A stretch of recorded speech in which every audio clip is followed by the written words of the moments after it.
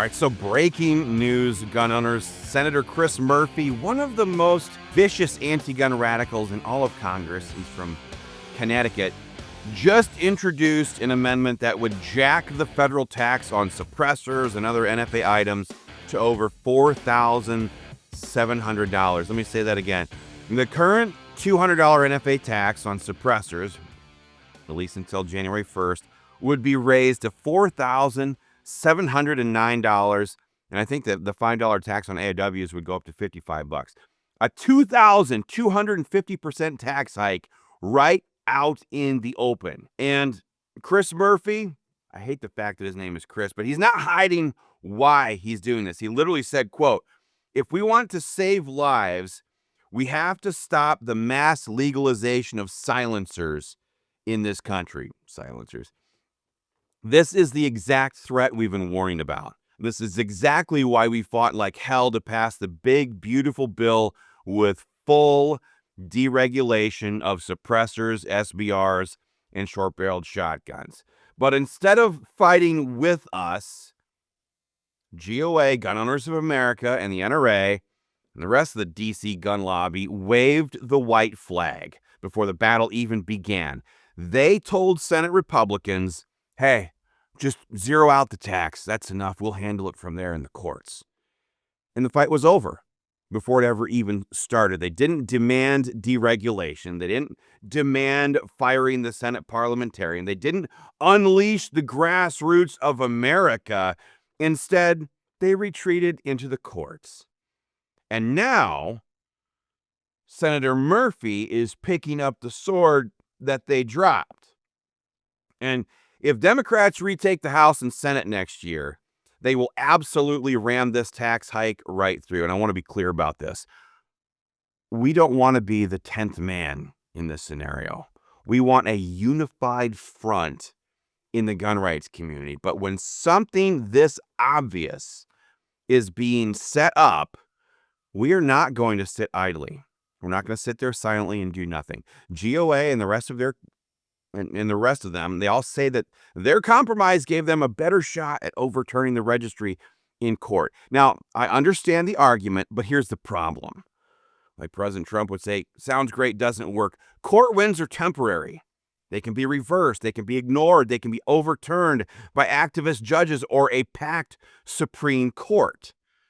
And frankly, I'm a general conservative. The Supreme Court hasn't exactly inspired confidence lately. Murphy versus Missouri, free speech betrayed. FDA versus Hippocratic medicine, abortion drug case punted down the road. U.S. versus Rahimi, a massive red flag win for the gun control lobby. You want to pin our Second Amendment rights on that? That's not leadership. That's gambling with freedom. Now, let's talk about what we could have had. If the DC gun lobby had fought with us instead of kneecapping the grassroots, millions of suppressors, SBRs, and SBSs would be legally sold starting January 1st of this coming year, 2026. Not under the NFA, no $200 tax, just a $44.73 in and out. A legal, documented secondary market would have exploded, and then there would have been no putting that genie back in the bottle. No way you could reverse that. The only way the left could undo that would be through outright confiscation, which would expose them to political annihilation. That was the power of a legislative win. And honestly, I've been seeing this comment all over the place. Don't let the couch critics tell you, we didn't have 60 votes in the Senate. That's pure fantasy.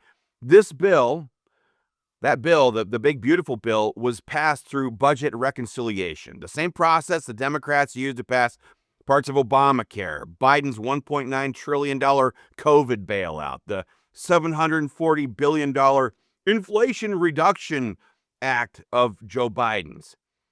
Reconciliation sidesteps the filibuster. You only need 51 votes. And this wasn't just a gun bill. This was President Trump's signature legislative package. It was the legislative equivalent of Newt Gingrich's contract with America. It included a whole bunch of stuff: the wall, deportation, energy dominance, economic freedom, the total dismantlement of the bureaucracy, gun rights enforced, and the deep state gutted. No Republican was going to vote against that. Very few did. Unless, like GOA and NRA, you didn't even try to pass it in the first place.